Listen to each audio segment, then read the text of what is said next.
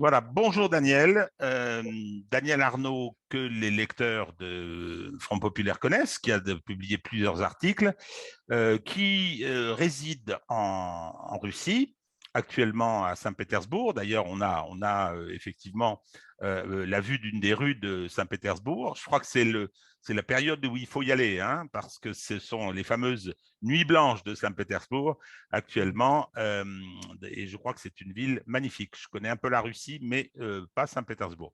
Alors, Daniel, je vais vous demander de vous présenter. On va parler bien évidemment de la guerre en Ukraine.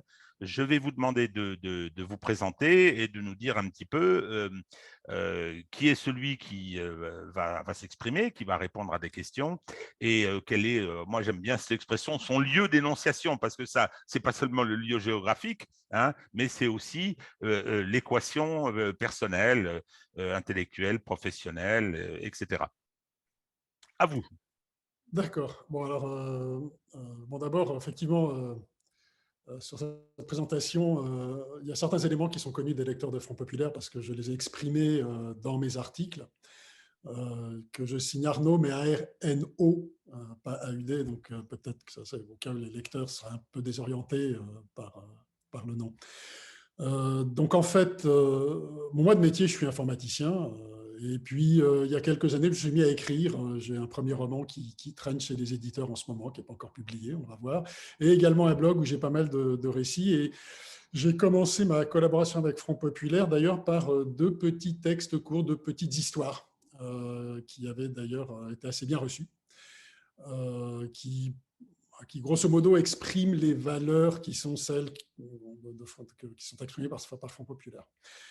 Et bon, il se trouve que j'habite depuis 18 ans à Saint-Pétersbourg et qu'avant, j'ai vécu 2 ans à Kiev, en Ukraine. Donc à l'époque où la situation était calme. Ça, c'est très, très important, très intéressant de le signaler parce que vous avez l'expérience de l'Ukraine également, hein, l'expérience de la Russie évidemment, longue, mais l'expérience de l'Ukraine, 2 ans, ça vous a permis sûrement de prendre connaissance d'un certain nombre de données, hein, qui aujourd'hui font partie du débat. Absolument, oui. Alors, cela dit, je pense que c'était une autre Ukraine, parce qu'il y a eu un tel travail propagandaire, une telle pression de propagande, que je pense que le pays a pas mal changé, hein, en 18 ans. Bon, d'abord, n'importe quel pays change en 18 ans, mais là, encore plus, étant donné à la fois la propagande auquel ils ont été soumis et tous les événements, je veux dire, politiques, géopolitiques. C'est quand même un pays où la guerre sévit depuis 8 ans, qui est passé par deux révolutions colorées. Enfin bon, donc en fait, un quasi coup d'État et un coup d'État réel. Donc voilà, donc c'est un pays qui a énormément changé. Euh, Par contre, bon, enfin, effectivement, l'autre point important aussi, c'est que ma femme est russe d'origine ukrainienne. Donc en fait, elle est née, elle a grandi grosso modo dans la région dans la région où les combats ont lieu aujourd'hui, hein, parce qu'en fait, c'était la raison, toute la région de Zaporozhye. Hein, donc c'est un endroit dans le sud-est de l'Ukraine. Et pour ceux qui sont un peu familiers de la géographie de cet endroit, elle a grandi sur les bords de la mer d'Azov. Donc, donc elle est ukrainienne de l'Est, ce qui veut dire que, ayant grandi en Union soviétique, elle a appris le russe et l'ukrainien à l'école, donc elle maîtrise bien les deux langages, et y compris d'ailleurs qui lui revient en particulier dans l'intimité de la famille, l'accent spécifique qui est en fait l'accent du sud de la Russie, qui est un peu, imaginons un peu comme une provençale vivant à Paris et qui y a adapté l'accent parisien, mais qui dans les moments d'intimité ou voilà, d'émotion, l'accent reviendrait, quoi. Voilà. Donc oui, effectivement, moi Donc, vous êtes quelqu'un qui est immergé alors, je veux dire, géographiquement, je l'ai dit, mais également familialement. dans la Russie, avec cette équation très intéressante de certaines racines ukrainiennes qui effectivement doivent donner une perception particulière du conflit. Alors, ma première question, moi, c'est comment est-ce que un Français comme vous, immergé en Russie, a ressenti au départ d'abord l'annonce de la reconnaissance des républiques entre guillemets séparatistes et le lendemain l'annonce par Vladimir Poutine de l'intervention militaire. Je pose cette question parce que pour ce qui me concerne, même si j'ai suivi très attentivement ce qui s'est passé depuis de nombreuses années, et en particulier à l'automne, avec le durcissement du discours russe, disant maintenant ça suffit, il faut clarifier, appliquer les accords de Minsk et mettre en place un système de sécurité collective, j'ai quand même été totalement pris au dépourvu par cette intervention et par cette invasion. Alors, je voudrais savoir, vous, comment vous l'avez ressenti, ce choc, parce que c'est un choc historique quand même. Alors, en fait, moi, j'ai une réaction en deux temps. Donc, le premier temps, ça a été la surprise, comme tout le monde ici, hein, une grande surprise. On ne s'y attendait pas, et on ne s'y attendait pas parce que ça faisait quand même un moment que ça durait, l'histoire. Ça fait un moment que, que ce soit à travers les sanctions, à travers la propagande, bon, on avait quand même l'impression d'une pression permanente des États-Unis, le rapprochement le rapprochement de l'OTAN des frontières et la disposition d'armes franchement dangereuses, des armes, des missiles quasiment aux portes de la Russie. La sortie, ça aussi un élément très grave, qui était la sortie des accords, d'un certain nombre d'accords de désarmement qui avaient été signés à la fin disons, grosso modo, à la fin de la guerre froide et sous la présidence de Yeltsin. Alors, les États-Unis en sont sortis unilatéralement. Donc, il y avait une pression permanente. Et avec il y avait eu des moments très chauds, comme le référendum de la Crimée et la réintégration de la Crimée dans la Fédération de Russie. Alors tout ça, ça faisait un passé qui était lourd, mais en même temps, on avait vraiment l'impression. Alors, l'impression générale, c'était que le pouvoir russe menait une espèce de jeu d'échecs intelligent, évitant la confrontation directe. Donc, en fait, acceptant une certaine intensité de conflit, par exemple la Crimée, où là, la réaction en termes de sanctions économiques a déjà été très rude. Et en plus, avec une stratégie qui, on a été sanctionné et on s'en accommode et en fait, on profite de ces sanctions pour ressusciter des secteurs économiques complets qui s'étaient effondrés avec l'Union soviétique. Mais justement, à ce sujet, sur la perception que vous en aviez, je constate que vous avez été surpris. Le problème, nous, qu'on a vécu, j'insiste, je me suis intéressé à ce qui s'était passé, en particulier en 2014 au Maïdan, la responsabilité des États-Unis, le comportement de Madame Nuland, un des hauts fonctionnaires du département d'État, etc., d'origine ukrainienne d'ailleurs, et qui fait partie des néocons furieux.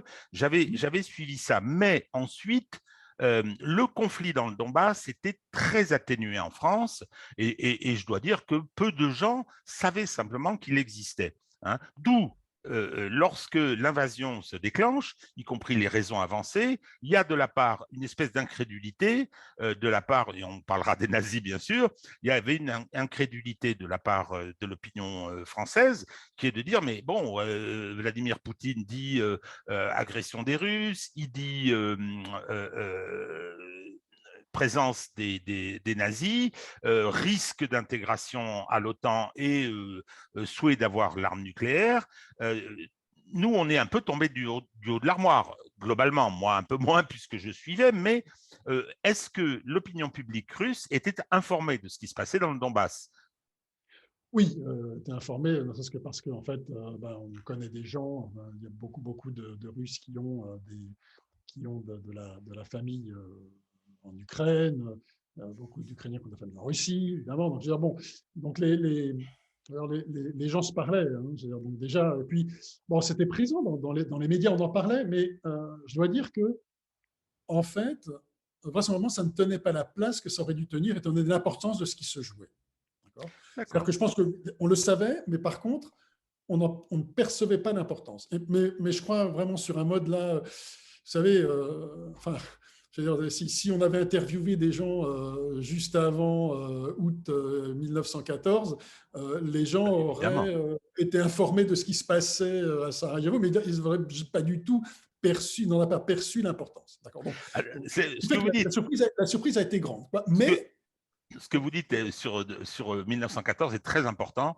Finalement, c'est une très bonne référence. Il y a le fameux livre avec lequel je ne suis pas totalement d'accord, qui s'appelle Les Somnambules, mais bon, pour des raisons comment dire, bon, d'intérêt, mais aussi pour des raisons familiales, c'est une période que je crois bien connaître. C'est assez étonnant. L'assassinat de l'archiduc, à Sarajevo, tout le monde s'en foutait en Europe. C'était quand même, oui, y compris la monarchie austro-hongroise. Ça, c'est assez fantastique. Et donc, la mécanique s'est lancée un peu à la surprise générale. Mais une fois qu'elle était partie, alors là, je veux dire, aucun contrôle n'a fonctionné. et en fait, vous savez, enfin, hier, bon, j'étais à enfin, la première projection publique ici à Saint-Pétersbourg du film Plisraki, dont on pourra parler après, qui en fait est un documentaire extrêmement émouvant sur les gens qui ont combattu dans le Donbass pendant toutes ces années.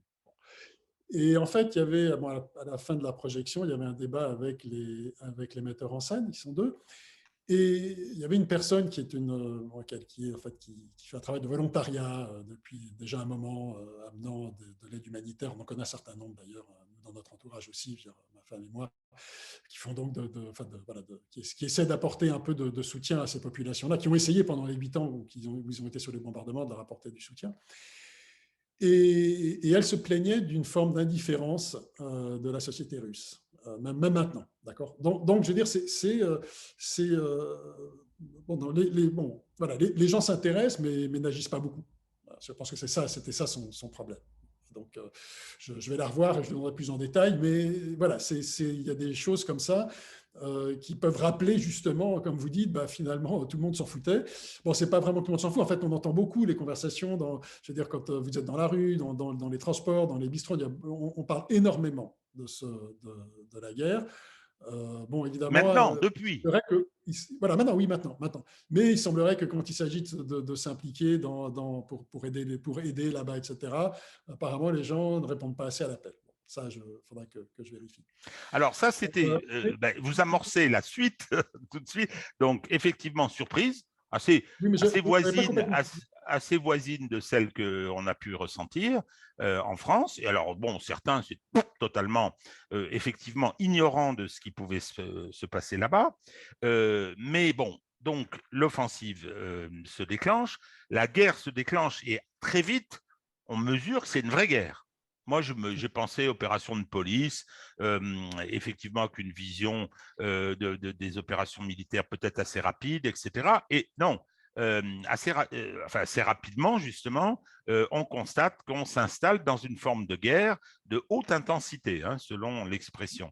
Et donc, là, l'opinion russe, surprise, quelle est sa réaction? Alors, je vais vous dire, par contre, enfin, donc, je voudrais revenir juste, parce que je vous avais dit, moi j'avais une réaction en deux phases. Il y a eu une deuxième phase où je me suis dit, j'ai vraiment été, enfin, quel con. Comment est-ce que j'ai pu imaginer que ça finirait pas par péter? En fait, comment est-ce que parce qu'il y avait des gens qui disaient non, non, non, ce ne serait pas une décision intelligente sur le plan stratégique, donc les Russes n'iront pas. Bon, puis ils y sont allés. Et là, je me suis dit, en fait, je me suis souvenu du nombre de fois durant toutes ces années où je me suis dit, c'est pas possible, ce coup-ci, ils peuvent plus tolérer. D'accord. Chaque fois qu'il y avait une nouvelle action des États-Unis, que ce soit voilà, enfin, sur le coup d'État en 2014, etc. Enfin, à chaque fois qu'il y avait un nouvel événement, enfin, que le conflit se durcissait, on se disait ça peut pas durer. Et et je me suis souvenu qu'il y avait dans les forums, etc., enfin, vous voyez, dans les commentaires, des gens qui disaient combien de temps on va encore supporter de se faire humilier comme ça. D'accord. Donc, je veux dire, c'est que je n'étais pas tout seul à la fois à s'attendre à ce que ça arrive tout en espérant que ça n'arrive pas. Vous voyez. Bon. Et donc, effectivement, bon, voilà, oui.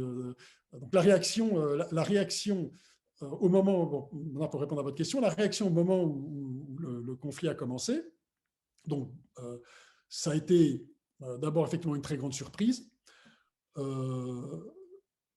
Mais par contre, la plupart se disant, en fait, on n'avait plus le choix, quoi. Il n'y a pas eu beaucoup de réactions d'opposition. Il y en a eu un peu, en particulier chez les très jeunes, mais il n'y en a pas eu énormément. Quand même, pour l'essentiel, les gens se sont dit, si on ne se défend pas, on n'a plus de futur, quoi. Hein, ils ont tout de suite est venu dans l'air, si vous voulez, ce sentiment que c'était le futur de la Russie qui se jouait. Donc ça a été, c'est un sentiment qui a été très net, même chez des gens qui regrettaient le début du conflit je veux dire, qui disaient, peut-être on aurait pu faire autrement, mais de toute manière, il fallait se défendre. C'est-à-dire qu'on aurait dû, il fallait qu'on se défende, mais pas comme ça. Donc, il y a eu ce sentiment de général dans la population. Bon, après, il y a eu chez beaucoup de gens les problèmes matériels à régler tout de suite, en particulier les gens qui avaient des devises en banque. Parce que je vous rappelle que très très vite, les banques ont été coupées du système SWIFT et très vite, on n'a plus pu retirer ou revendre ces devises. Okay. Donc, les gens, par exemple comme moi, parce que moi je suis payé, je travaille avec des clients étrangers, donc qui me payent dans leur devise à eux, en euros ou en livres, je me suis retrouvé avec de l'argent inutile, de l'argent qui est juste là à dormir sur le compte en banque, dont on ne peut rien faire. Donc, en fait, comme si d'un coup, vous avez perdu toute votre réserve, quoi, à la partie. Donc, il y a eu effectivement, quand on allait à la banque pour essayer de régler les problèmes, on faisait la queue 3-4 heures de suite, quoi, parce qu'il y avait vraiment beaucoup de monde qui essayait de régler ce genre de problème sans d'ailleurs vraiment très bien y arriver. Par contre, il y avait pas, les gens ne râlaient pas, quoi. Il n'y avait pas de ce sentiment, ils nous ont mis dedans, ils nous ont foutu dans la merde. Non, il y avait vraiment le Alors, sentiment. on est sur un point tout à fait essentiel pour ce qui me concerne, c'est me semble-t-il fondamental, qui n'est pas perçu en Occident. Alors, on reviendra sur les délires qui ont saisi les sociétés occidentales, mais sur cette idée de menace existentielle.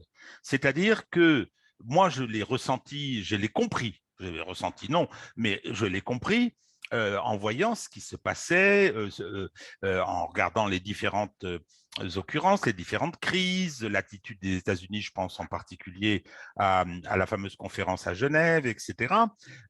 Mais l'opinion française, qu'il existe une menace existentielle, ou en tout cas un sentiment de menace existentielle, c'est-à-dire la réalité factuelle et la perception, le sentiment de menace existentielle. Alors, à la fois, il y a l'aspect militaire, mais il y a l'aspect, et vous utilisez une phrase qui est très importante, on avait le sentiment qu'on n'avait pas de futur si on laissait faire. Donc, ce que vous nous dites, c'est que cette menace existentielle, elle est perçue et vécue comme ça en Russie. Oui. Et puis, ça atteint maintenant, là, je dirais, un point critique dans la conscience des gens, mais c'était diffus déjà auparavant. C'est-à-dire que moi, j'ai vraiment vécu la modification de la perception de l'Occident par les Russes. C'est-à-dire qui pendant longtemps regardaient l'Occident comme peut-être pas comme une terre promise, mais quand même vraiment un modèle qui pouvait inspirer, et également très grande admiration pour la culture et le sentiment d'une proximité. Voilà, par exemple, la France, pays de grande culture comme la Russie, et combien de fois j'ai entendu les Russes me rappeler que oui, notre aristocratie parlait le français à l'époque. Donc il y avait vraiment un sentiment les Russes vont dire non, mais nous, on n'est pas européens, nous, on n'est pas l'Europe, d'accord? Mais en le regrettant. Vous voyez, c'était un sentiment, c'était non, mais non, nous non, on ne fait pas partie de l'Europe, quoi. Voilà, c'est un sentiment un peu de tristesse, quoi, vous voyez.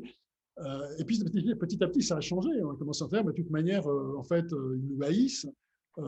Ils ne nous aiment que quand on est faible et humilié, bon, etc., etc. Genre, faisant référence aux années 90, qui est en fait un repère fort dans l'histoire russe, hein, l'histoire récente russe des années 90, c'est le cauchemar.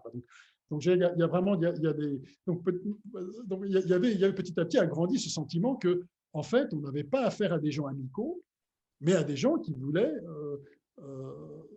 en fait, grosso modo, qui voulaient les ramener aux années 90.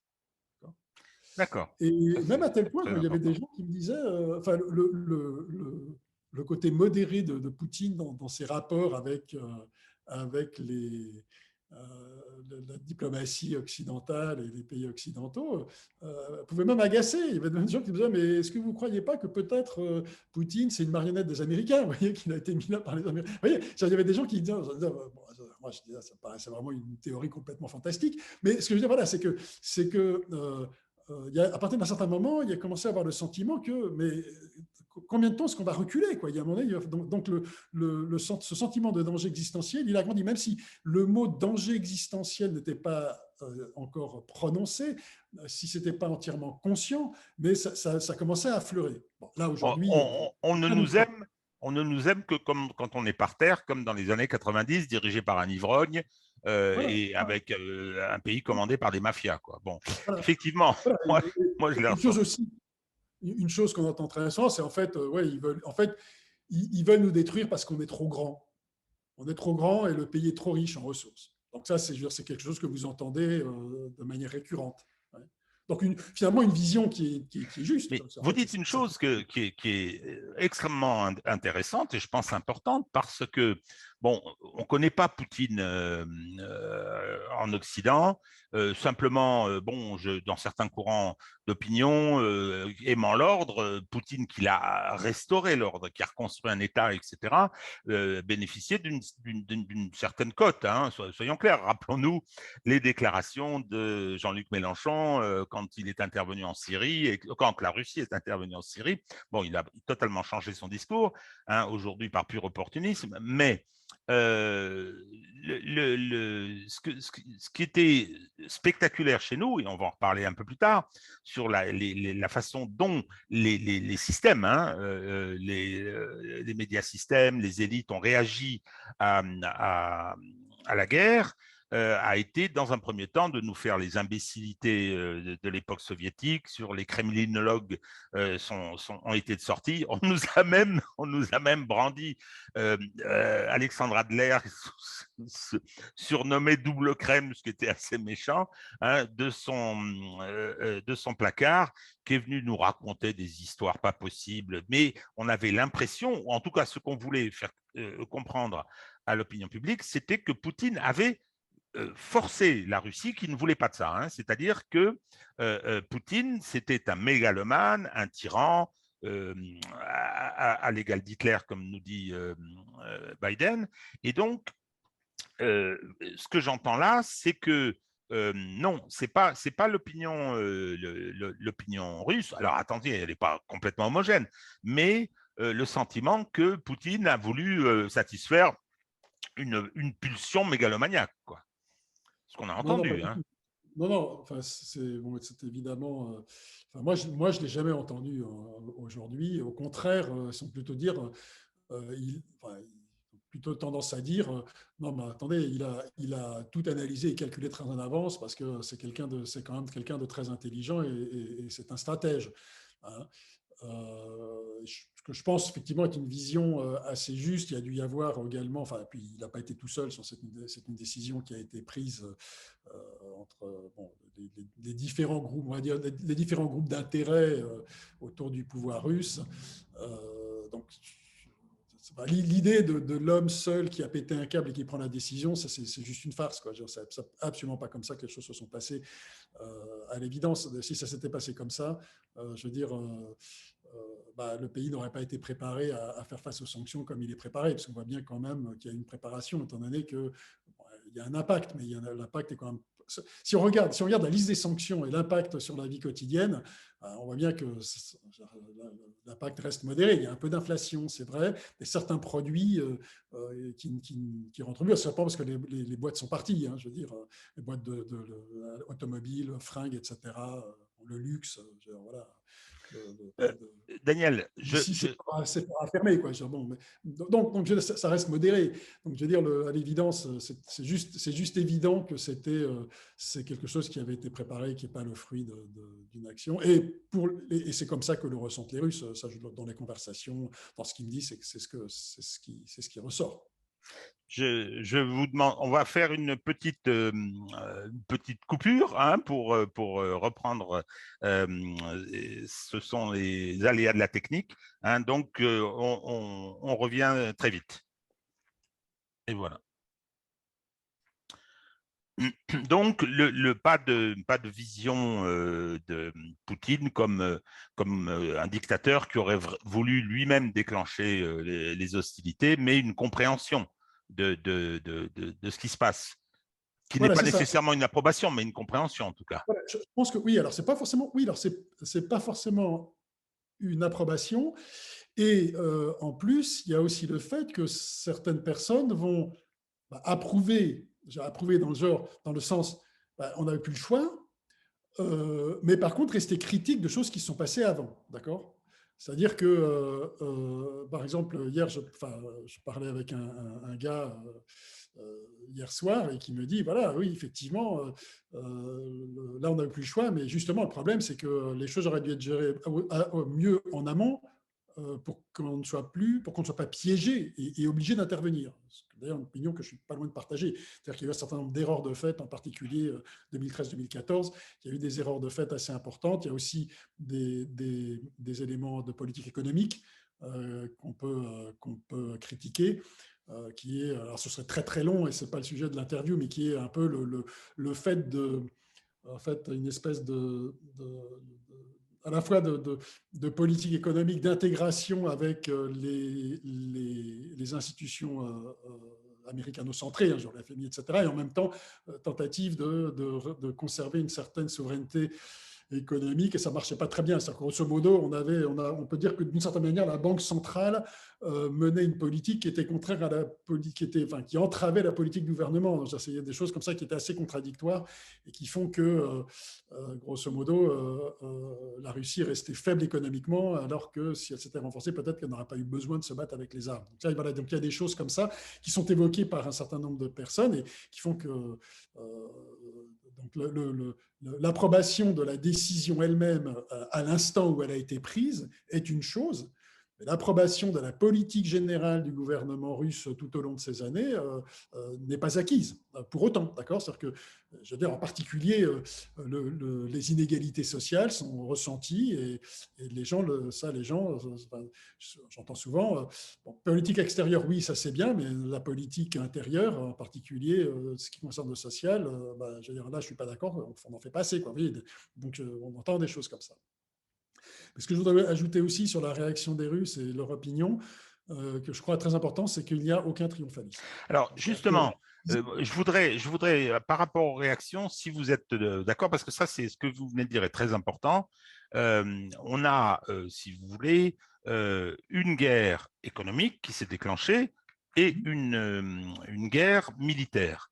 Donc, je suppose, et puis bon, tout ça se fait dans un contexte particulier qui est celui d'une surréaction russophobe de l'Occident, qui m'amène à une considération, vous savez, à propos de l'antisémitisme. On dit souvent que l'antisionisme est le masque de l'antisémitisme. Alors moi, qui un lourd passé bolchevique, hein, j'ai bien connu l'antisoviétisme et aujourd'hui, je suis en train de me dire que l'antisoviétisme était le masque de la russophobie. Parce que bon, ça a pris des proportions. Et je voudrais que vous nous disiez quelle est la réaction de l'opinion. Alors, il y a justement, vous aviez commencé sur les conséquences économiques de ce conflit. sur, ben, je veux dire, ce qui se passe, le ressenti des gens. Vous nous avez dit les problèmes financiers que ça posait avec une monnaie qui n'était plus utilisable, mais dans les magasins, le niveau de vie, etc. Est-ce qu'il y a des restrictions? Est-ce qu'il y a des contraintes particulières? Est-ce qu'il y a des rayons de magasins qui sont vides? Est-ce que le goût me ressemble à celui à l'image qu'il donnait du temps de l'Union soviétique? J'ai eu l'occasion de fréquenter où il n'y avait pas grand-chose. Hein. Donc, voilà, je voulais savoir comment c'était ressenti. Parce que c'est sûr, si on vous dit, voilà, vous allez avoir des sanctions économiques, si vous entendez le ministre de l'économie français qui vous dit on va vous mettre à genoux, on va tuer l'économie russe, je veux dire, bon, qu'est-ce qui se passe quoi? Comment c'est ressenti? Et deuxièmement, qu'est-ce qu'il en est en réalité? Est-ce que la vie des gens est affectée? Alors, d'abord, je vais rebondir sur notre ministre de l'économie, l'éminent Bruno Le Maire, dans sa remarque, quand il dit on va mener une guerre totale. Alors ça, je peux vous dire, s'il avait voulu rendre service au gouvernement russe, il C'est n'aurait pas pu clair, faire mieux. D'accord? c'est clair. Parce que, je veux dire, comme ce n'est pas à vous que je vais apprendre, mais je vais le dire pour les auditeurs qui peut-être ne le sauraient pas, mais ce sont exactement les termes de Goebbels au Oui, lendemain de la défaite à Stalingrad. Après que Van Paulus se soit rendu, il fait un numéro de cirque incroyable en disant on va mener une guerre au totale. Bon, Sportspalast, je me rappelle, ouais, il y a un voilà, film voilà, extraordinaire hein, il montre est-ce que absolument. vous voulez la guerre totale, etc. C'est-à-dire la Voilà. destruction. Elle était là, ils avaient commencé à Il va l'opérer. d'ailleurs Hein. commencer. Il va d'ailleurs, oui, on pourrait d'ailleurs se demander comment elle peut être plus totale que celle qui menait. Ça, c'est un autre débat. Mais ce que je veux dire, c'est que je veux dire, ça, c'est quelque chose qui est présent dans l'imaginaire russe. Donc, je veux dire, avoir utilisé ces termes-là, je veux dire, vous n'avez plus besoin. Enfin, c'est simple. Enfin, les Russes sont complètement convaincus que l'économie est utilisée comme une arme de guerre pour les mettre à genoux. Et bon, voilà. Donc à la limite, quelqu'un qui se plaindrait des difficultés aujourd'hui, des difficultés économiques rencontrées, serait considéré comme un traître. D'autant que, bon, il y a certainement de l'inflation, moins qu'en France, mais il y en a. Mais voilà, pour quelqu'un, enfin, ce qui est ce qui est vraiment handicapant, c'est les voyages. Ça, c'est vraiment handicapant parce que les gens, quand même, les gens, enfin, les Russes aimaient bien, ceux qui en avaient les moyens, aimaient bien voyager, aller passer des vacances en Grèce, en France, que sais-je. Et là, ça devient mission impossible, quoi, parce que je veux dire, si vous vivez près d'une frontière, bah, vous franchissez la frontière et après vous prenez l'avion dans la ville la plus proche. Okay. Enfin, quand vous vivez au centre de la Russie, vous voyez ce que je veux dire, arriver près de la frontière par voie de terre, enfin, c'est 3000 km, c'est 5000 km, donc c'est juste illusoire. Quoi.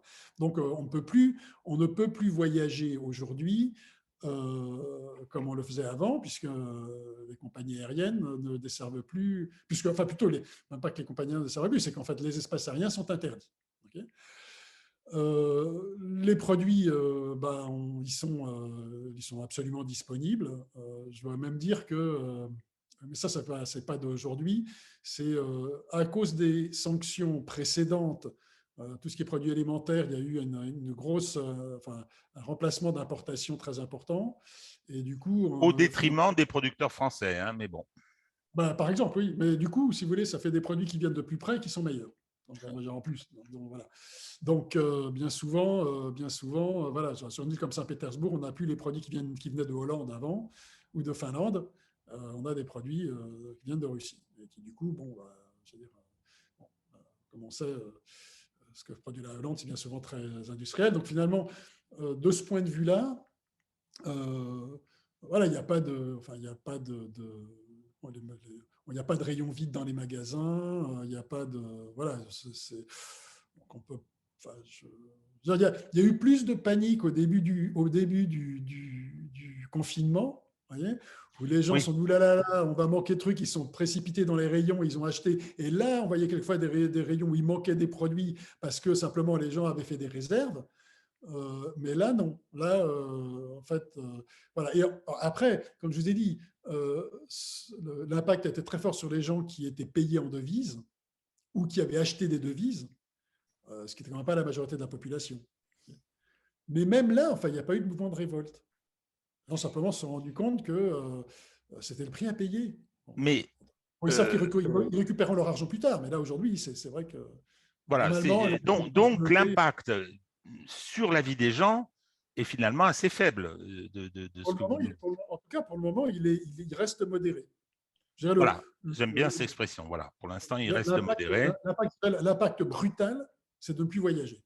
Parce que là, il ne faut quand même pas oublier. Hein. Je veux dire, là, il y a un passé quand même là-dessus. Hein. Je veux dire, c'est que pendant 70 ans, c'était très, très difficile d'aller à l'étranger. Donc ça, c'est un truc qui compte pour ceux qui en ont les moyens, évidemment, parce que je veux dire, tout le monde n'en a pas les moyens. Mais pour ceux qui en ont les moyens, là, oui, franchement, ça c'est ressenti. C'est ressenti. J'imagine, ouais.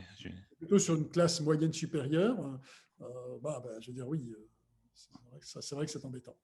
Alors, on parlait des déclarations de nos dirigeants, français s'entend. Emmanuel Macron a dit au début, l'économie russe s'effondre et la Russie est isolée. Donc, c'est pas la réalité. On le sait bien que c'est l'Occident qui est isolé. Ça, ça a été dit et reconnu par tout le monde. Hein, c'est-à-dire que 82% de la population mondiale vit dans des pays qui ont refusé de sanctionner. Certains ont condamné pour la forme, parce que c'est une violation du droit international, qu'on le veuille ou non. Hein, encore que ça se discutera autour de l'offensive préemptive, comme on dit. Hein, mais c'est un autre débat. Donc, il a dit, et ça, cette idée de l'isolement, vous êtes je veux dire, le mouton noir de la communauté internationale, qui est une bêtise. Comment s'est ressentie cette accusation par l'opinion russe? Ils ont ce sentiment-là d'être isolés ou bien ils mesurent que ce n'est pas le cas? Non, bien entendu, parce que d'abord, je veux dire, ils sont complètement conscients qu'ils sont totalement soutenus par la Chine, qui est quand même un des pays sur le plan économique et démographique des plus importants au monde. Ils savent aussi que les liens avec l'Inde sont bons. Donc, je dirais, pour les gens qui s'en préoccupent, parce que ça, évidemment aussi, c'est clair que les préoccupations de politique internationale, c'est pas, tout le monde n'a pas ces préoccupations-là. Donc, pour ceux en tout cas, si vous voulez, ça va plutôt dans le sens de toute manière, on n'avait pas le choix, et le fait que ça a été quand même vachement bien préparé. Le fait que, voilà. Donc voilà, en particulier, voilà, c'est effectivement le fait d'avoir établi ces relations avec la Chine, etc., etc. Donc il y a pas, je n'ai pas entendu jusque-là de gens disant ah, c'est une honte, on a été mis au banc des nations, etc. L'information que il y a quand même un très grand, enfin, essentiellement, ce sont les pays de l'Union européenne et de ce qu'on va appeler la sphère anglo-saxonne, donc États-Unis, Australie, Nouvelle-Zélande, Angleterre, qui sanctionnent très lourdement. Ça, pour eux, c'est très clair. C'est très clair que je veux dire, donc, ce qui est clair également pour eux, c'est que c'est un jeu qui est mené par les États-Unis. Donc, si vous voulez, en fait, ils savent bien que ces pays-là n'agissent pas forcément de leur plein gré. D'accord ? En tout cas, pour ceux qui sont les plus au courant des affaires internationales. Oui, mais justement, à ce sujet, c'est quand même pas paradoxal, mais il y a quand même une curiosité, disons les choses comme ça. Vous avez raison, vous pointez l'anglosphère, hein, qui est à la manœuvre. La Grande-Bretagne, c'est impressionnant, la surenchère, etc. On retrouve dans l'appréciation de la Russie les termes de 1856 au moment de la guerre de Crimée. C'est assez étonnant. Bon. Et puis, bon, les États-Unis défendent leur propre stratégie, hein, et on voit bien la volonté de rester hégémonique dans une globalisation dominée par l'Occident. Donc, mais les autres, et là, ma question est plus précise, quand on voit la folie russophobe qui s'est emparée de l'Union européenne, des pays de l'Union européenne, de la France en particulier, pour moi, c'est une humiliation personnelle de voir cette bêtise. Après qu'on soit d'accord, pas d'accord, qu'il y ait des appréciations sur ce qui s'est passé différentes, mais les réactions, interdiction de la musique, en Italie, les études des auteurs russes, enfin, je veux dire, tout ça est absolument effrayant, y compris l'idolâtrie stalinienne de Zelensky, qui est un pitre. Enfin, je veux dire, aujourd'hui, ça commence un petit peu à trouver ses limites. Comment est-ce que c'est perçu ce débordement, cette espèce de pulsion assez étonnante? Moi-même, j'ai été surpris. Hein. Je ne vous cache pas que je ne pensais pas qu'on en était là.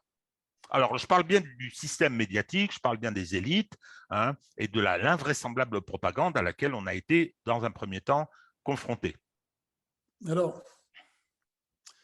ce qui est dommage, c'est que, je veux dire, toutes ces années, elles sont traduites. Et puis, il y a quand même suffisamment de gens qui parlent des langues étrangères, donc c'est connu. Et c'est dommage parce que c'est même complètement regrettable, parce qu'effectivement, ça donne une image caricaturale de nos pays, de même que dans nos pays, on a une image caricaturale de la Russie. Donc là, il y a un effet de miroir qui se produit, puisqu'effectivement, l'essentiel de l'expression publique est complètement délirante. C'est-à-dire, c'est des débordements de haine qui sont quelque chose d'absolument hallucinant, dans lequel, moi-même, honnêtement, quand je suis en mars, je suis rentré, donc à peu près 3 semaines ou 15 jours après le début de la guerre, je suis rentré en France et j'ai eu l'impression d'arriver dans un asile de fous. Quoi. Genre, c'était les drapeaux ukrainiens partout, les gens qui agitent le drapeau. Hier, ils ne savaient pas où était l'Ukraine sur la carte. Je n'étais pas sûr qu'ils le sachent encore, mais je veux dire, ils savaient tout ce qu'il y avait à savoir sur. Voilà. J'avais du mal à leur faire passer le fait que ça durait déjà depuis 8 ans. Bon. Alors, et d'ailleurs, enfin, ça, c'est un point dont on pourra reparler, mais j'ai constaté beaucoup plus de curiosité et d'esprit critique chez des gens qui n'avaient pas d'éducation supérieure que chez les gens qui avaient une éducation supérieure. Donc ça, il y a un truc là dans nos pays qu'il va falloir s'interroger, quoi. Je veux dire, bon, parce qu'en principe, l'éducation supérieure, ça vous donne de l'esprit critique. Alors bon. là, je vais me permettre d'intervenir, Daniel. C'est que effectivement, le système, c'est-à-dire le bloc élitaire, selon l'expression de mon ami Jérôme Sainte-Marie, que je pense opératoire, le bloc élitaire, lui, il est à la manœuvre politique. Hein. Il a une stratégie politique qui est celle d'alignement sur les États-Unis avec la culture qui va avec. C'est bien la sienne. Hein. Donc, ça se trouve y compris chez les chefs militaires. Et donc, ça, c'est une chose. Mais moi, ce qui m'a aussi surpris, c'est que la petite bourgeoisie, les couches moyennes, en général déclassées, ont adopté ce discours. Je reviens sur Mélenchon, qui change radicalement, alors même que la démonstration a été faite au moment des élections, de l'élection présidentielle, que le fait d'être accusé d'être pro-Poutine ne coûtait pas une voix. Hein, je veux dire, on l'a bien vu au premier tour.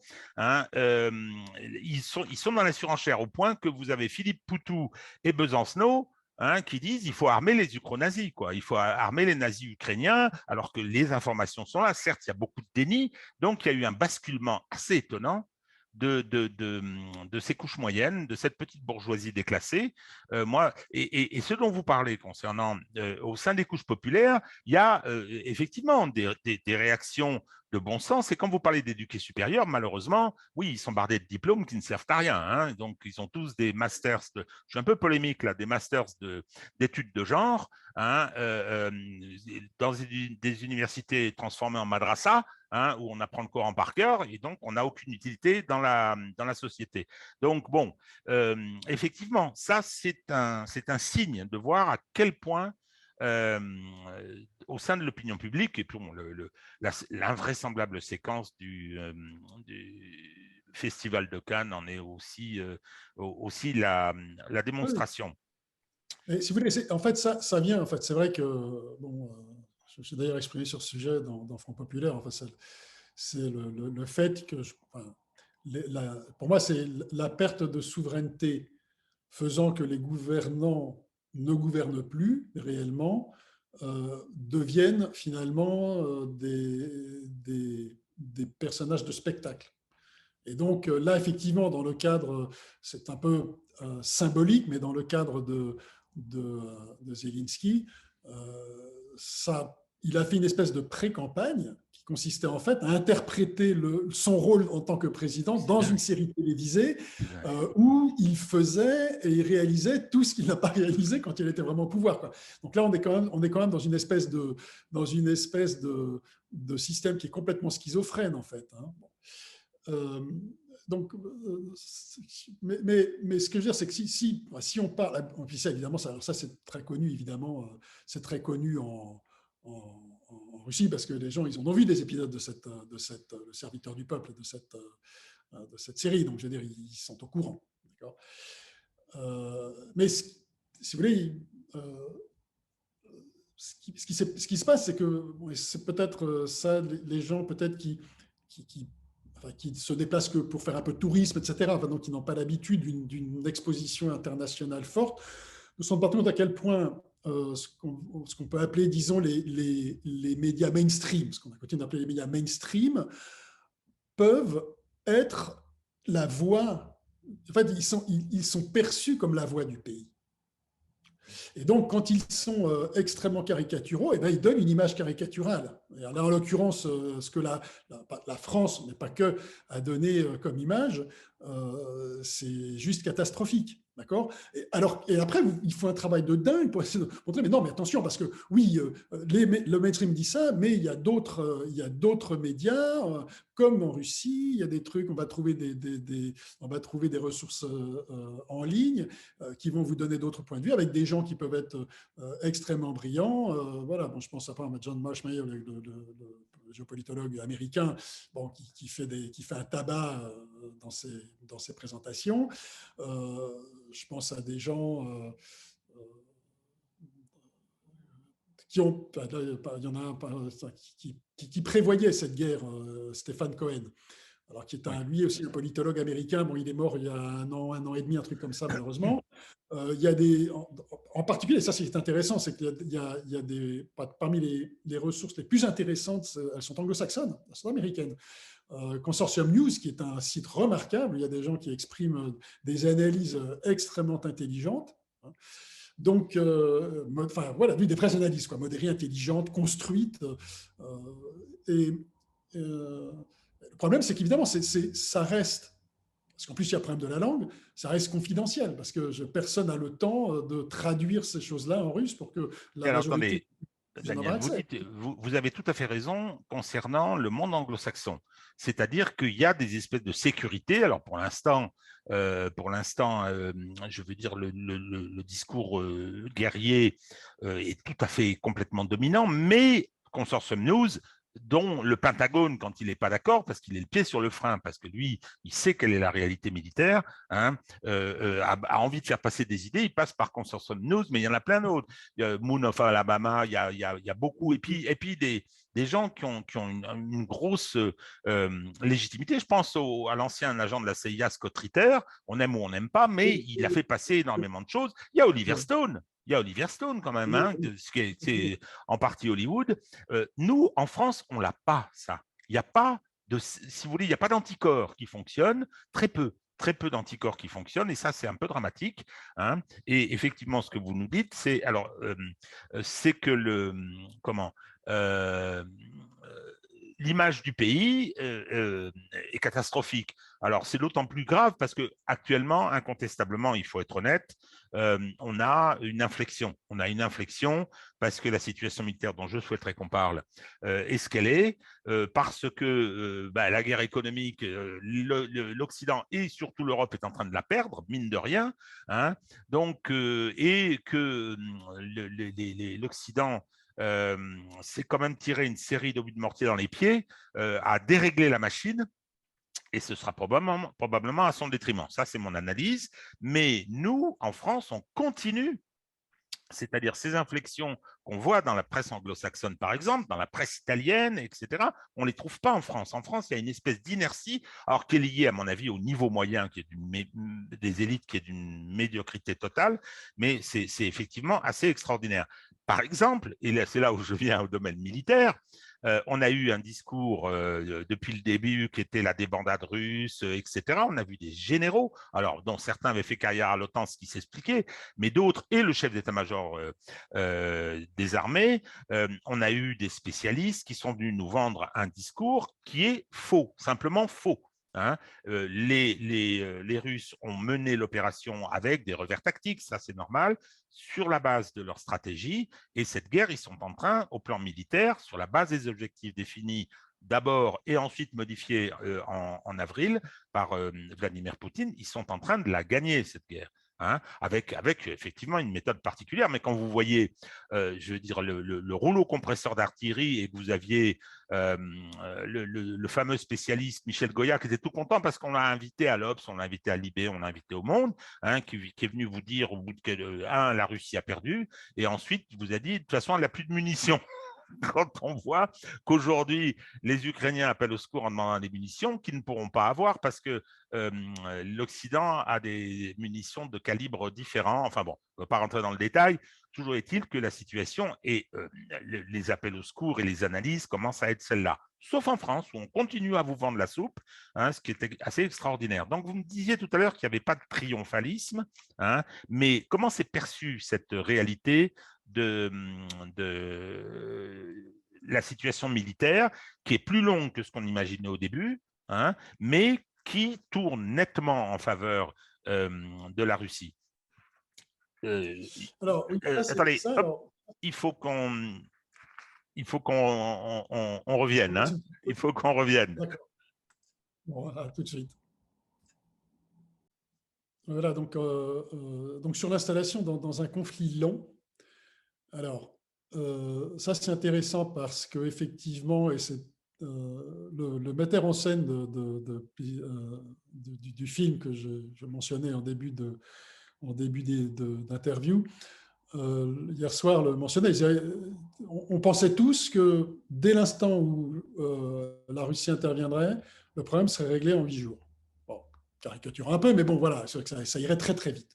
Et puis, bon, ben, ça prend beaucoup plus de temps. Alors, je vais faire une petite incise, Daniel. C'est très important Oui, qu'on a oublié. Au bout de 3 jours, Zelensky a dit « je mets les pouces ».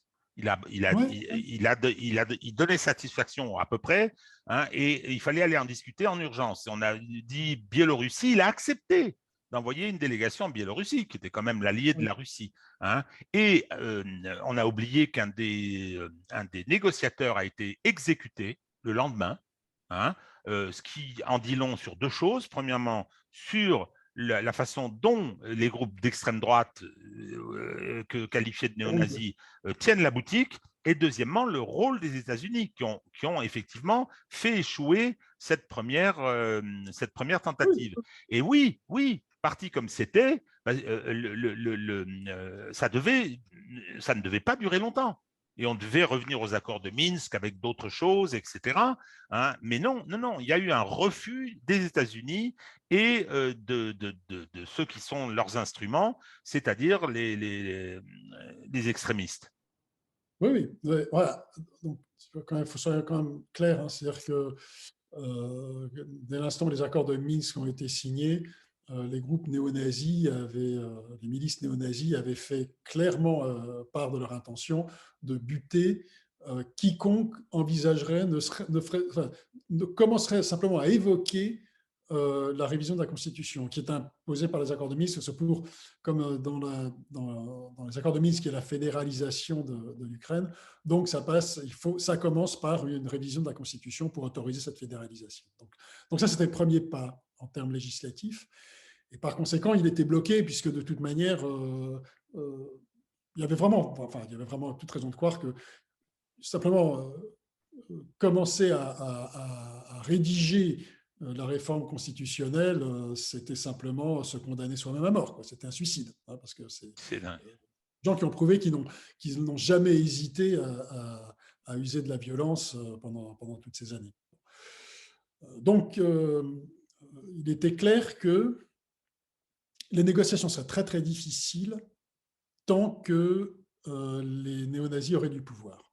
De toute manière, bon, c'est très simple, hein, celui qui est prêt à faire usage immodéré de la violence, il n'a pas besoin d'être très nombreux pour être extrêmement efficace, hein, et pour faire valoir son point de vue. Et qu'est-ce que vous pensez Donc, de l'hypothèse selon laquelle Zelensky, euh, dont que j'ai appris à connaître, enfin certains aspects avec la guerre, est effectivement coincé. Il est coincé et que s'il ne fait pas ce que souhaitent les néo-nazis, il risque sa vie. oui, mais je pense que c'est pas pour ça qu'il a été élu, parce qu'en fait, il a été élu avec le soutien d'oligarques qui n'ont pas Oui. intérêt à ce que, qui n'avaient pas intérêt à ce que le Donbass passe sous souveraineté russe partielle ou totale. Bon, ça, selon le, voilà. Donc, de toute manière, je pense que sa campagne était juste mensongère. Enfin, je veux dire, il savait bien ce qu'il fallait dire pour s'attirer les suffrages. Il a été très bien élu, hein, on oublie. Oui. Mais il n'avait jamais, mais enfin, il n'a jamais été question pour, je dirais, l'élite ukrainienne de mettre en œuvre la politique pour laquelle il avait été élu.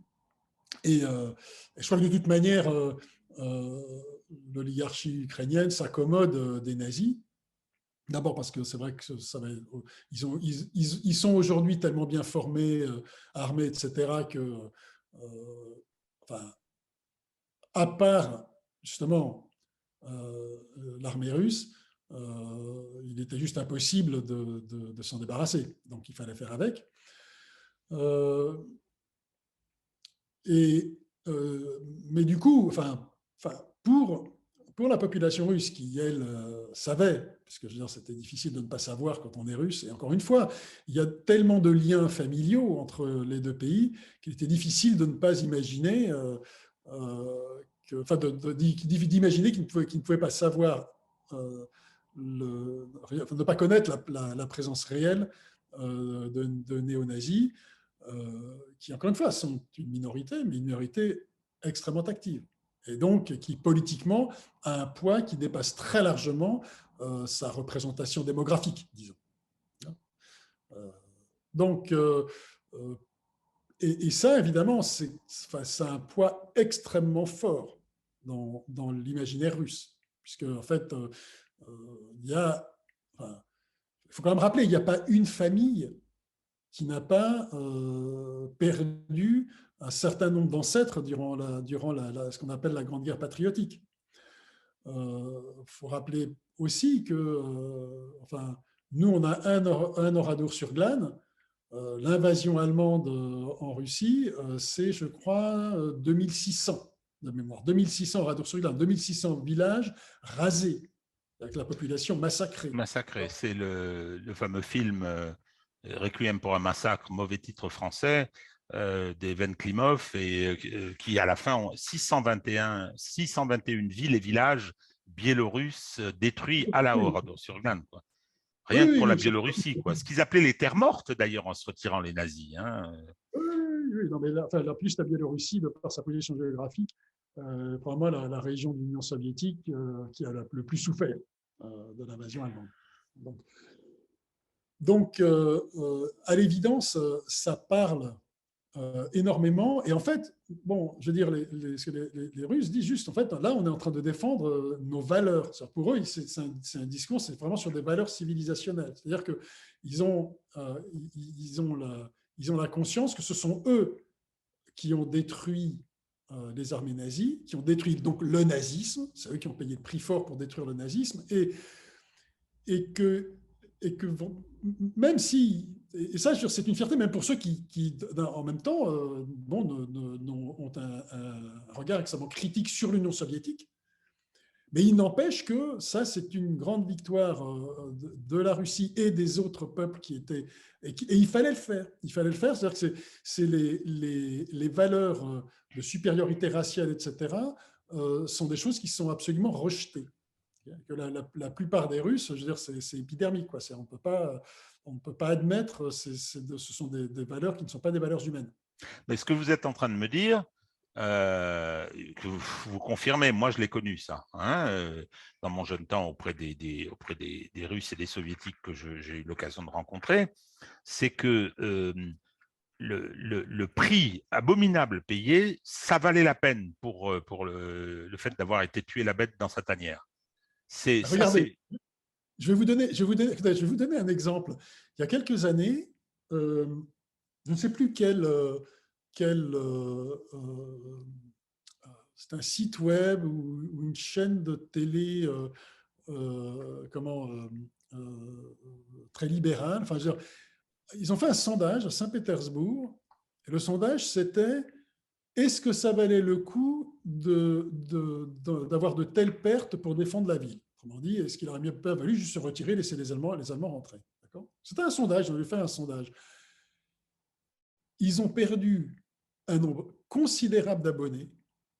Ils se sont vraiment tirés une balle dans le pied. C'est-à-dire que la réaction a été très brutale de la part du public.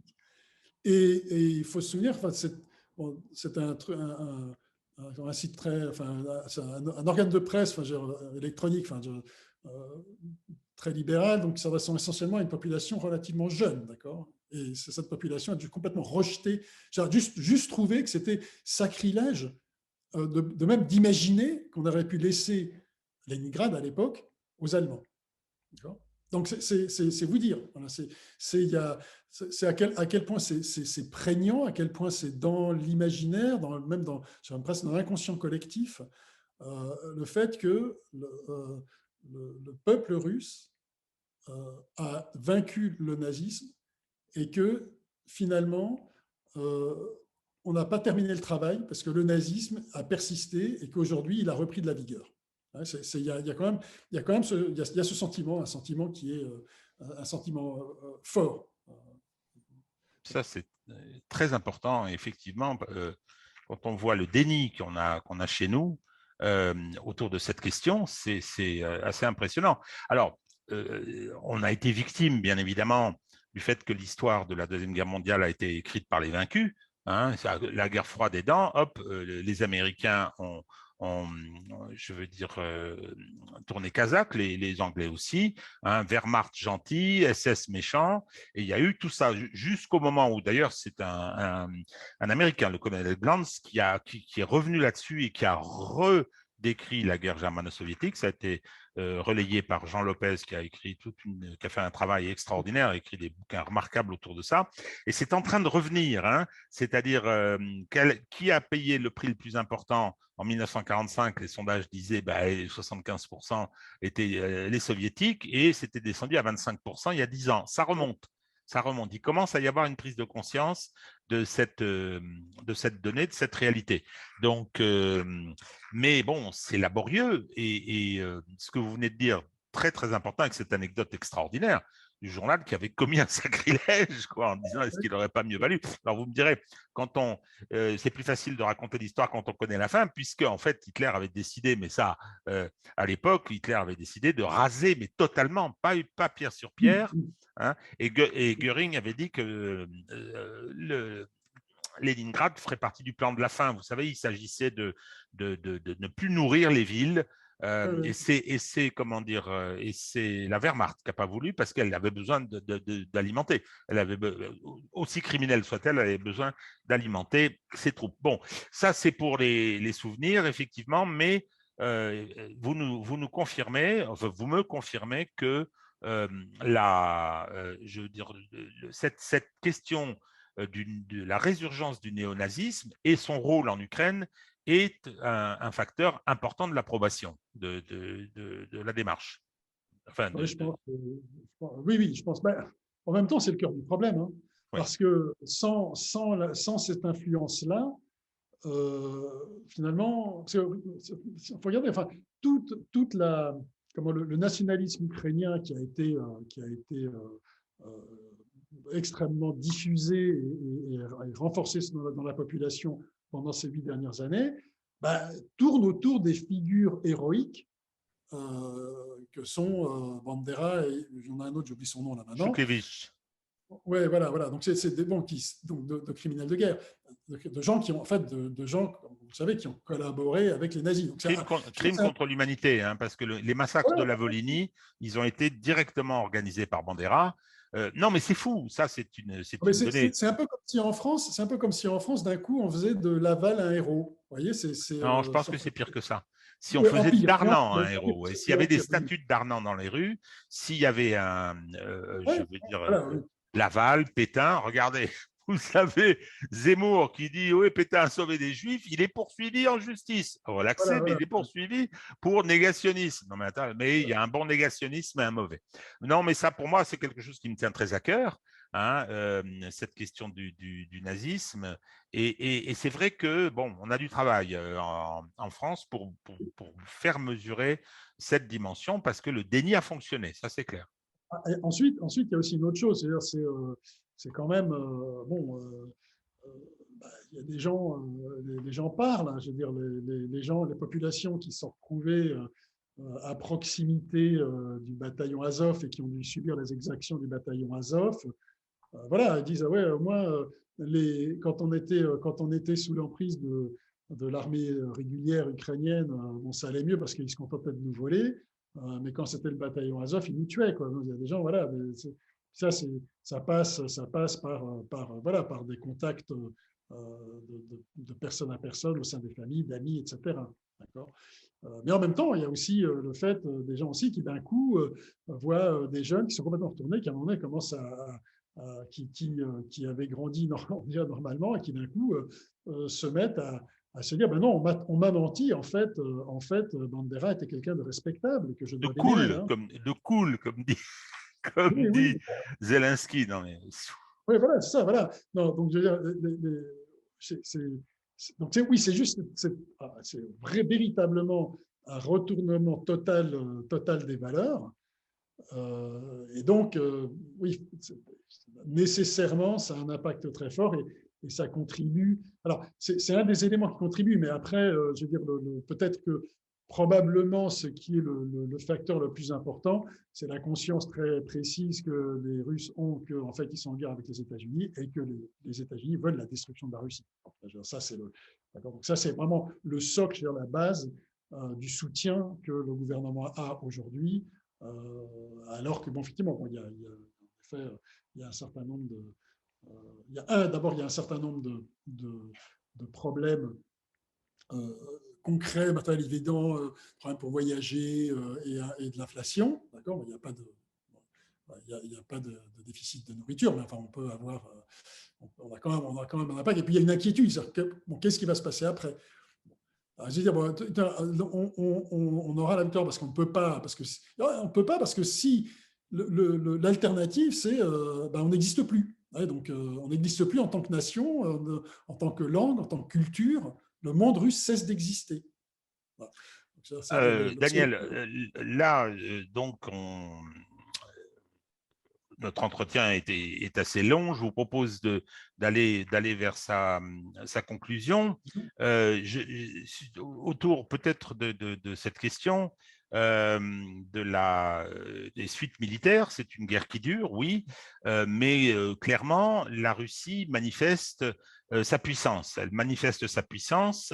Et d'ailleurs, c'est assez étonnant parce qu'à l'étranger, on n'intègre pas une guerre de haute intensité classique sur le terrain avec un des deux acteurs qui a une supériorité stratégique d'armes nucléaires en particulier, qu'est la Russie, avec les hypersoniques, le Sarmat, etc. Ce que les Américains savent très bien, ils ont du retard parce qu'ils ont privilégié, me dit-on, ils ont privilégié, après le 11 septembre, ils ont privilégié la lutte contre le terrorisme, disent-ils. Donc, la Russie exprime quand même sa qualité, sa puissance. On a nos gamelins de les plateaux, comme les qualifient certains, chez nous des militaires qui viennent dire mais non, pas du tout, ils sont mauvais, etc. Non, c'est pas vrai et c'est perçu de plus en plus par l'opinion. Est-ce que voilà, est-ce que vous disiez tout à l'heure qu'il n'y avait pas de triomphalisme, mais est-ce que cette puissance-là, qui est réelle et qui, je pense, est perçue en Russie, est-ce que c'est un motif de fierté ou de confiance? Vous savez, en fait, ce qui est étonnamment, moi, j'ai pas du tout perçu ça. J'ai pas du tout perçu ça, peut-être aussi parce que avec la conscience d'une certaine supériorité militaire, peut-être aussi une certaine fragilité économique, c'est-à-dire que c'est parce que la guerre est menée sur le front économique. Donc, est-ce qu'on ne va pas s'effondrer? Enfin, il y a probablement des. J'ai pas, j'ai pas encore vraiment discuté suffisamment en détail à ce niveau-là. Enfin, j'ai pas entendu. Mais il y a, enfin, il y a sûrement quand même une inquiétude, d'accord? Il n'y a pas une confiance. Enfin, vous savez, j'ai envie de dire, en fait, ce qui est fascinant pour moi, c'est d'un coup, j'ai vu en fait la société russe à l'œuvre dans les moments de danger. Et en fait, en voyant ça, je comprends mieux l'histoire. Je comprends pourquoi ce pays n'a pas été vaincu. Il n'a pas été vaincu par Napoléon, il n'a pas été vaincu par Hitler. Parce qu'en fait, au moment du danger, en fait, il y a une espèce de.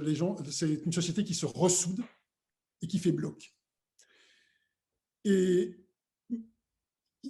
avec une espèce de certitude dedans, il faut, c'est pas on va gagner, c'est il faut qu'on gagne.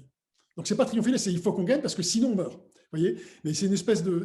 Je pense que la force, elle est là.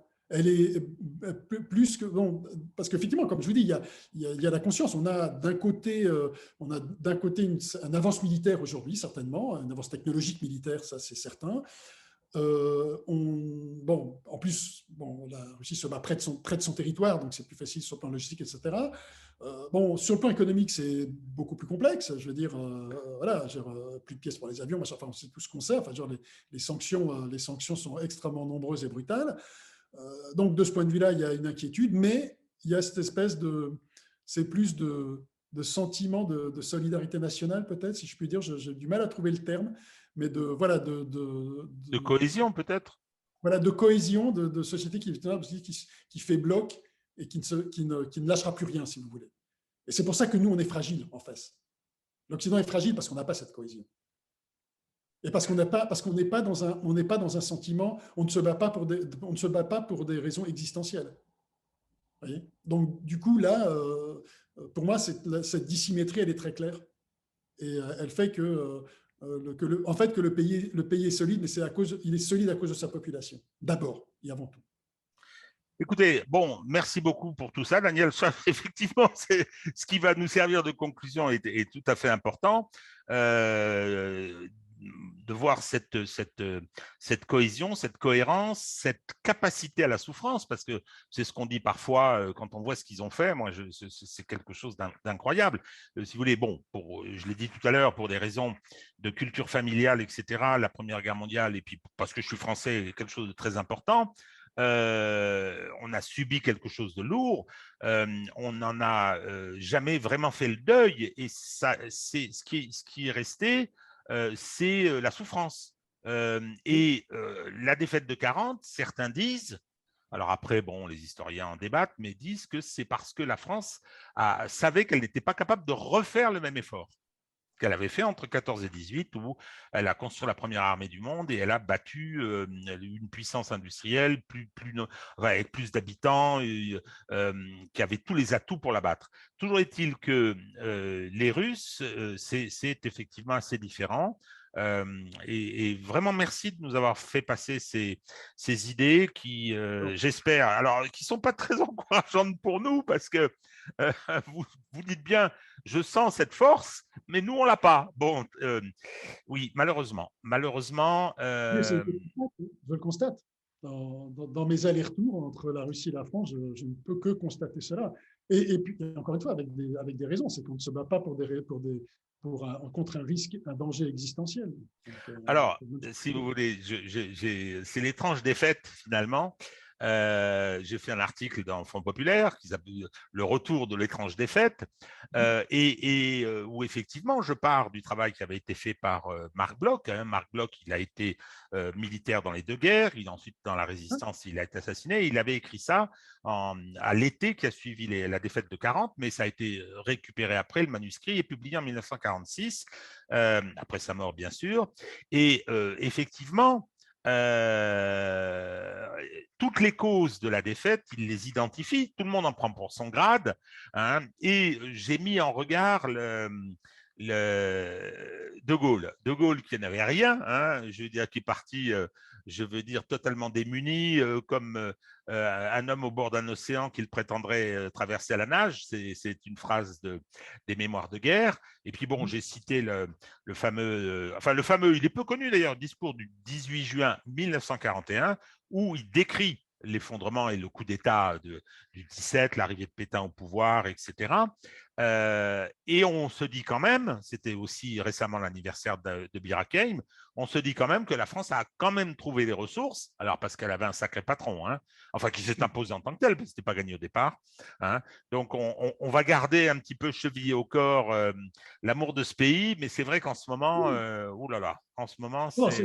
non, mais ça n'a rien à voir. Ça, c'est le fait de constater cela. Mais bah, d'un autre côté, enfin, la comparaison vaut aussi, parce que la France, dans les années 40, enfin, bah, c'était une question existentielle. oui. Et je veux dire, elle n'aurait jamais retrouvé sa souveraineté sans l'effort, même s'ils n'étaient pas super nombreux, mais enfin, sans l'effort de ceux qui sont battus dans la résistance, qui sont battus avec De Gaulle. Et n'oublions pas non plus Et Et puis, ce les qui a été communistes. soulevé quand on vient dire 40 millions de pétainistes, c'est un mensonge. Une France, et il faut l'étudier. Moi, ça m'a beaucoup intéressé, les travaux de Pierre Laborie, hein, ou les travaux de quelqu'un dont le nom m'échappe, et qui explique, par exemple, pourquoi est-ce que les Juifs d'Europe, les Juifs de France ont été les moins massacrés que dans le reste de l'Europe, quoi. Et ils montrent pas, c'est pas parce que Pétain les a protégés, ils montrent que les mécanismes, y compris la conception de l'universalisme, le fait qu'ils étaient naturalisés, et la société a effectivement travaillé. Il y a eu des justes en pagaille, etc. Donc, on essaye de la culpabiliser. Hein, ça, c'est une vieille histoire, hein, la France. Et ce sont les mêmes, hein, qui sont aux manettes aujourd'hui, hein, effectivement, à propos du Veldiv, qui était une abomination, effectivement, organisée par la police française, pour le compte des Allemands, c'est tout à fait indiscutable, mais il y a une espèce de tendance à vouloir dévaloriser ce pays. Mais pourquoi? Parce que ce que disait Poutine, et on va terminer avec une citation de Poutine, qui disait, il parlait de la situation du monde il y a 2-3 jours et tout, et il disait, vous savez, il faut être souverain. Alors, on est chez Front Populaire, là, hein, il faut être souverain parce que sinon, on est une colonie. Dans le monde moderne, qui est un monde difficile, dangereux, etc., hein, Si bon, c'est si peut-être une banalité, mais il vaut mieux ouais, le rappeler quand même. Hein, et malheureusement, là, aujourd'hui, nous sommes à la fois une colonie de l'UE et qui est elle-même une colonie des États-Unis. Et ça n'est pas très, très bon pour l'avenir de ce pays. Voilà, Daniel, merci beaucoup pour je t'en tous prie. ces éléments. On va essayer effectivement de faire un petit montage, hein, pour que les gens puissent vous écouter. Je vous dis à très bientôt.